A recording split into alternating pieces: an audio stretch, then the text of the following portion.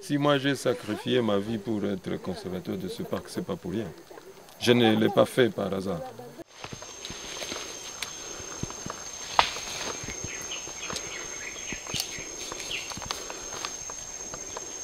Donc il y avait le juvénile et Matembera, le gras, et son petit frère, c'est Makuba. Tous les deux sont de la famille Wumba. Oui, d'une même mère déjà. Ah bon? Les premiers travaux d'habituation de gorilles à la présence humaine ont eu lieu ici au parc national de Kaouzi-Biega en 1978. Le premier initiateur, c'est-à-dire le conservateur Adrien Descrivère, mais il était secondé par un autre conservateur, le directeur Mouchenzi, qui travaille aujourd'hui au parc national de Virunga Nord. Ce sont là les deux qui ont travaillé sur l'initiation de, disons, l'habituation de premiers gorilles à la présence humaine. Déjà, c'est comme des nuées, si vous voulez.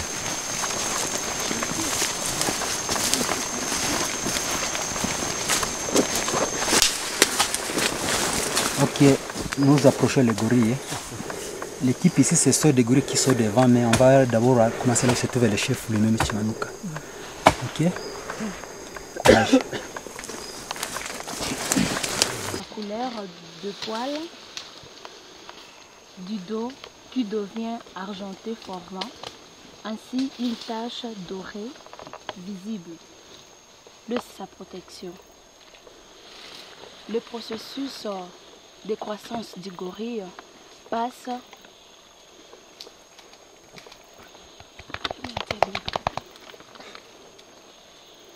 Comment est géré le parc national de Kaouzi-Biega? Le Kaouzi-Biega a à sa tête un conservateur, que je suis. En dessous du conservateur chef de site, nous avons aussi 4 conservateurs qui gèrent plutôt les 4 secteurs que nous avons, puisque le parc a 4 secteurs. Il est subdivisé en 4 secteurs. Le secteur Chivanga, qui est le secteur de haute altitude, et 3 secteurs dans la basse altitude, Itebero, Nzovo et Lulingu. Les chefs des secteurs rapportent aux chefs de site. Et tu as combien de gens qui travaillent ici? Pour le moment, nous sommes aux environs de 200. 200. Cadres techniques, scientifiques, administratifs, tous confondus. Et combien de gardes? Les gardes, ils sont à 100, 102, 104. Et dedans, tu comptes les pisteurs? Bon, avant d'être appelés pisteurs, ils sont d'abord gardes. D'accord. Mais alors les fonctions diffèrent selon que... Même s'il y a aujourd'hui trop de procès qu'on intente contre le parc national de Kaouzi-Biega, comme quoi le parc a chassé les pygmées, mais moi je me réjouis quand même puisque parmi les grandes entreprises de notre pays, au moins le parc est le premier à avoir engagé le peuple pygmée. Et actuellement, je compte plus ou moins entre 30 et 40 pygmées qui travaillent dans mon site. Et les uns sont engagés, ils ont un numéro matricule comme moi-même. Et les autres, ils sont employés comme des temporaires pour des travaux de piste. L'actuel chef coutumier des pygmées, il s'appelle Ntavuna, il travaille ici chez nous. Il a le grade de brigadier. Brigadier? Oui, brigadier, ici chez nous c'est déjà un lieutenant. Puis c'est lui qui a campé pendant 3 mois à côté de ces gorilles pour chaque matin être en contact avec eux. Ils sont experts. Et nous leur devons du respect. Alors les pygmées sont là. Tous nos pisteurs d'ailleurs sont des pygmées. Les gens qui nous accompagnent dans la forêt, ils sont des pygmées. Comme j'ai dit, ce sont nos boussoles traditionnelles. Ils maîtrisent cette forêt. Et nous les employons comme ça pour servir les visiteurs qui viennent. Et à la fin, ils ont aussi une prime sur les recettes touristiques. D'ailleurs, tous les diplômes que nous avons, on devait les dédier aux pygmées. Puisque ce sont eux qui nous accompagnent dans la forêt. Et tout ce qu'ils nous disent, c'est nous traduisons ça sous forme de phrases. Hein, comme nous, on sait écrire et lire. Et après, on s'appelle docteur, on s'appelle je ne sais pas quoi, mais en principe, moi je reconnais. Contrairement à ce que les gens disent, le parc reconnaît quand même cette connaissance culturelle et traditionnelle de pygmées. un moyen d'une famille comprend. Chaque matin, chaque famille de gorilles a un guide et 3 pisteurs. chacun s'occupe de sa famille et juste moi je fais la supervision de toutes les familles de gorilles. Nous sommes déployés à Kivanga tous les jours, chaque matin, à partir de 5h30, 6h. On nous emmène dans la forêt, dans notre cher parc, et nous faisons juste la localisation des gorilles.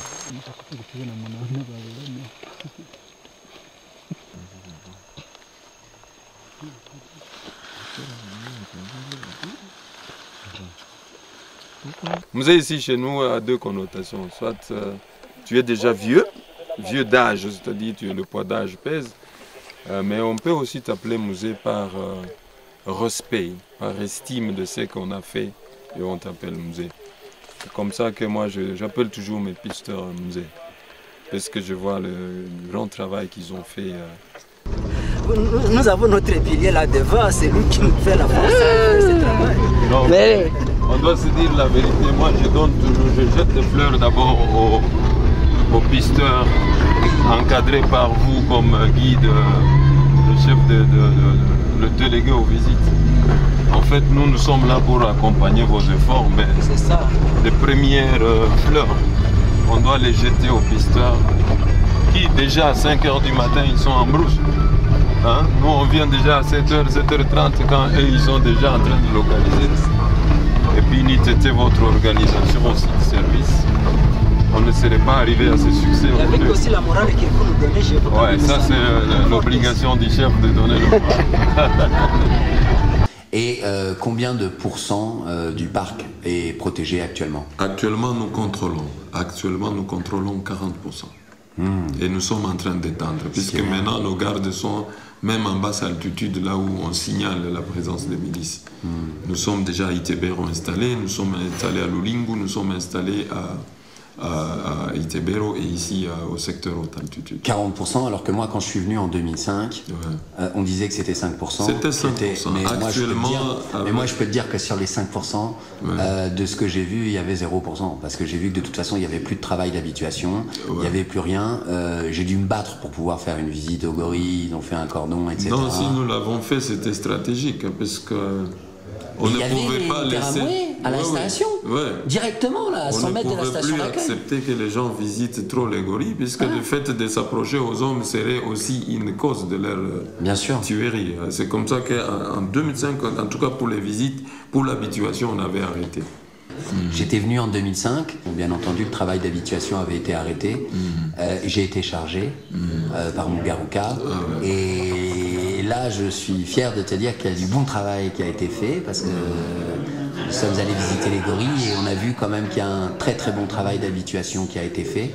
Actuellement nous comptons 9 familles de gorilles qui sont suivies, mais 2 familles seulement sont vraiment accessibles, disons par les humains dans le cadre de visites. C'est la famille Mugaruka. D'ailleurs, je ne l'appelle pas famille puisque Mugaruka est devenu solitaire.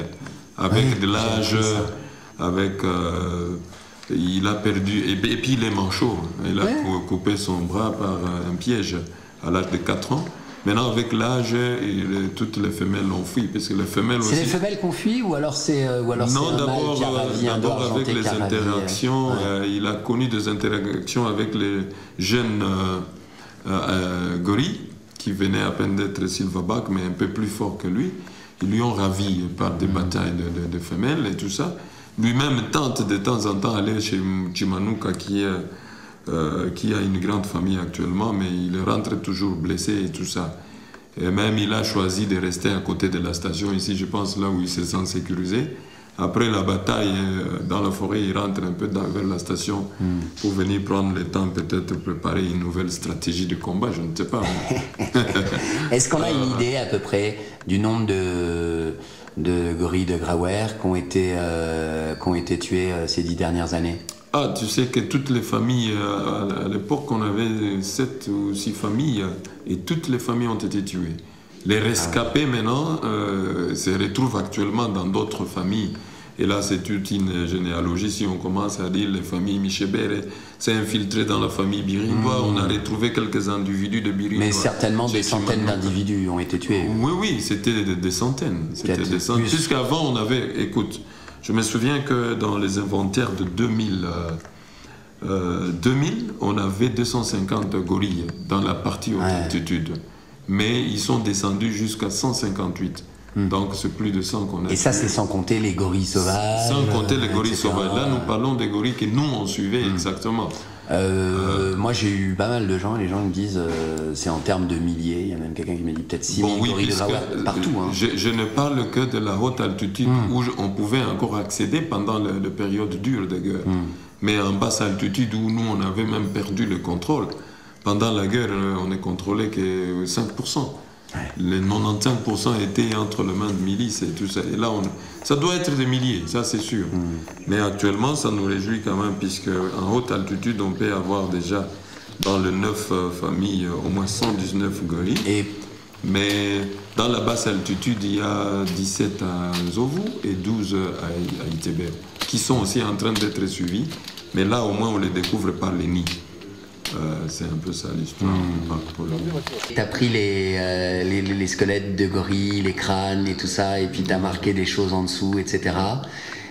En fait, ce que nous voulons par ces crânes-là, on va faire un petit musée. Au même moment que les amis crient génocide, nous allons crier écocide.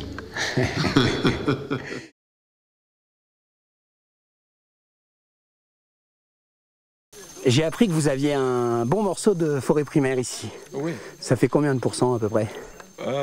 Si on considère la haute altitude, dans la haute altitude en elle-même, on peut avoir 20%.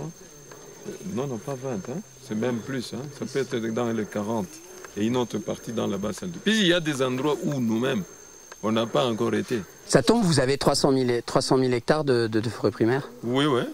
Parmi les 600 000 hectares, on a 300 000. Enfin, à peu près 300 000. Il y a un plan de zonage qui se développe, mais qui doit s'adapter à toutes les aires protégées.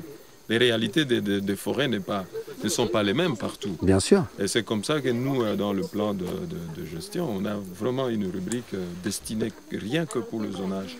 On voulait demander à la hiérarchie du parc de faire des études préalables sur certaines espèces que les pygmées vont chercher dans le parc.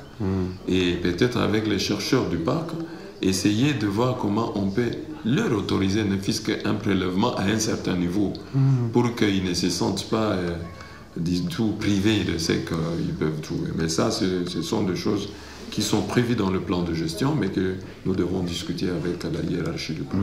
Et moi j'ai vu, il y a pas mal d'orphelins de garde ici. Ouais. Bon, leur père est mort. Oui, nous avons au moins 13 gardes qui ont péri. Certains ont péri sur le front, d'autres sont morts de maladie. Et actuellement, nous avons 83 enfants orphelins, dont 49 sont au niveau des écoles. Ah, c'est-à-dire que les autres ne sont pas scolarisés? Les autres ne sont pas scolarisés, puisqu'avec les moyens qui ne permettent pas d'abord à la survie, il y a difficulté majeure à scolariser tous les enfants. C'est comme ça. C'est une aussi difficulté que nous avons. Et on a pensé recourir à certaines personnes de bonne volonté pour voir s'ils peuvent prendre en charge ces enfants. Ne fût-ce qu'assurer la scolarisation comme les enfants pygmées que nous prenons en charge. Les besoins sont énormes. Parce qu'ici, tu es à la station. Ici, tu vois, il y a des bâtiments, il y a des infrastructures, mais nous avons des stations où tout a été démoli. Les infrastructures, les gardes vivent sous tente, d'autres dans des bivouacs. C'est pitoyable. Ici, à côté de la ville, on peut encore trouver ce que tu as trouvé ici, mais nous avons encore besoin de beaucoup d'appui par rapport au secteur. Si nous contrôlons seulement aujourd'hui 40%, tu comprends bien que ce sont les moyens qui nous manquent. Et donc nous, on voulait quand même arriver au moins à 80% pendant les 5 ans à venir. C'est-à-dire que si jamais tu avais les moyens, vous pourriez contrôler environ 80%. Oui, actuellement j'ai besoin de moyens. Par exemple, je n'ai pas assez de gardes pour contrôler toute l'étendue de 6000 km². Et j'ai besoin de gardes, j'ai besoin des infrastructures, j'ai besoin de moyens de transport, j'ai besoin de moyens de communication pour assurer que je peux suivre la situation, par exemple, de basse altitude, tout en étant un peu éloigné. Voilà, il y a beaucoup de choses qui nous manquent. C'est pourquoi nous faisons appel à la communauté internationale de voir dans quelle mesure ils peuvent appuyer ces sites, qui est d'ailleurs un site du patrimoine mondial. En péril. En péril, voilà. Il est en péril puisqu'il y a trop de problèmes et j'ai besoin de moyens, n'est-ce pas, pour surmonter tous ces problèmes. Donc en fait, tu me disais, dans les postes de patrouille, il n'y a pas d'eau, l'eau elle n'est pas potable. Ouais, il y a pas, ils vont puiser de l'eau dans des rivières. Nous avons vraiment un problème sérieux par rapport à l'eau. Et nous avons pensé qu'on doit solliciter aux amis qui ont des moyens de nous aider dans ces cadres pour essayer de faire des captages de sources ou bien des adductions carrément vers les postes de patrouille. D'accord. Au moment où je parle, il y a 25 ans que le parc est en train de construire des centres de santé, des écoles autour du parc, grâce à l'argent que nous générons. Je vais faire des petits calculs, juste des petits calculs des enfants de l'école primaire. Un touriste pour venir visiter les gorilles, il paye $300. Et chaque famille de gorilles est visitée par 8 personnes. Ça fait combien? Si on fait 300 fois 8, ça fait $2400 par jour pour une seule famille. Supposons, nous avons 9 familles suivies, mais supposons que de ces 9 familles, nous prenons 4 familles.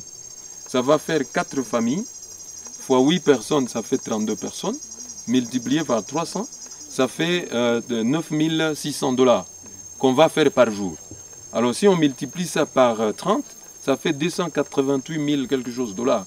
Et si on va jusqu'à l'année, ça fait 3 465 000 $ que nous aurons réalisé en une année, rien que pour la visite aux gorilles. Et ces gorilles-là ne nous demandent pas de la nourriture, ça ne demande pas de soins médicaux, non. La forêt ne nous demande pas d'être échaulée pour devenir belle, et ne nous demande pas des serrures pour mettre comme sur un hôtel où on met des serrures à une porte, non. Alors tu t'imagines que si on protège cette forêt avec les habitants qui sont là-dedans, je voulais parler de gorilles, on peut faire de l'argent. Il n'y a pas que ça, il y a maintenant des effets induit de cette visite au gorille. Quand un touriste va venir ici, il va quitter sa maison en Europe, il paye les agences de voyage, parfois aussi les agences de voyage. S'il transite par Kinshasa, il doit payer CAA ou bien Ewabora pour arriver ici. Les gens de Ewabora vont profiter. Il arrive à Bukavu, il doit prendre un taxi. S'il transite par Goma, il va payer un bateau. Les bateaux appartiennent aux Congolais. Et le propriétaire du bateau aussi va gagner quelque chose. Arrivé à Bukavu, ils doivent passer la nuit à l'hôtel. À l'hôtel, ils vont payer. Les hôteliers vont gagner. Mais l'hôtel, disons, prépare à manger. Il va aller au marché de Nyawera, là où il y a des petits vendeurs de carottes, des choux, de je ne sais quoi. Il achète là-bas pour venir nourrir les touristes qui a payé un peu de l'argent. Il n'y a pas que ça. Pour qu'un touriste rentre au Congo, il doit payer un visa. Et le visa entre toujours dans le grenier de l'État. Et donc tu comprends qu'en protégeant cette forêt, il y a toujours l'aspect économique derrière. Et nous devons comprendre ça. Et pour 2009, qu'est-ce que tu souhaiterais pour le PNKB? Le PNKB doit être protégé. Le PNKB devait avoir des amis qui l'aident à faire la promotion au niveau international. Parce que les nouvelles qui ont circulé après les guerres, c'est qu'on disait que le parc n'existe plus là-bas, que sur papier, qu'il n'y a plus de gorilles. Et je pense toi-même, tu as eu la chance de le voir dans leur état naturel. Tu as vu aussi comment les gardes, quelles que soient les conditions difficiles, ils se mettent quand même à les protéger. Ce que je voulais pour le PNKB, c'est que tout le monde mette les efforts ensemble pour appuyer les efforts des gardes, les efforts qui vont jusqu'au sacrifice suprême, puisque nous avons déjà des gens qui sont morts sur le front pour protéger ces espèces de gorilles que nous avons ici au Kahuzi-Biega. Il s'appelle Adef Gato. Il a quel âge à peu près? À peu près 20 ans. Oui, le parc national de Kahuzi-Biega, il est parc national. Et la législation congolaise a fait qu'un parc soit régi par une ordonnance, soit créé par une ordonnance loi. C'est le président de la République qui signe pour qu'un espace devienne parc national. Et le parc de Kahuzi-Biega est parmi ces parcs nationaux. Mais au-delà de cela, ça a été inscrit sur la liste des sites du patrimoine mondial.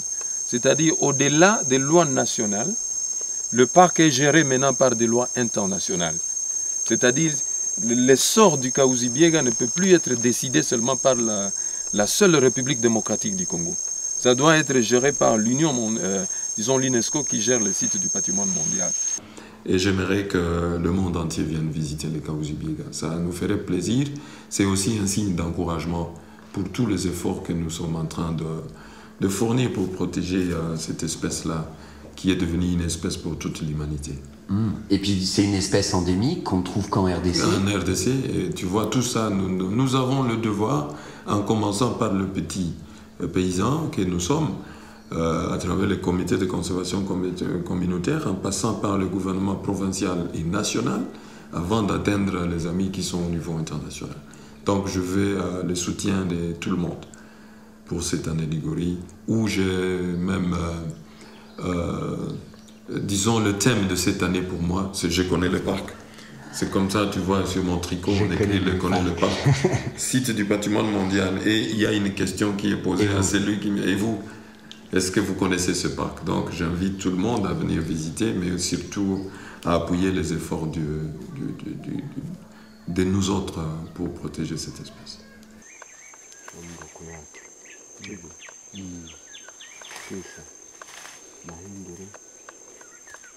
Magore,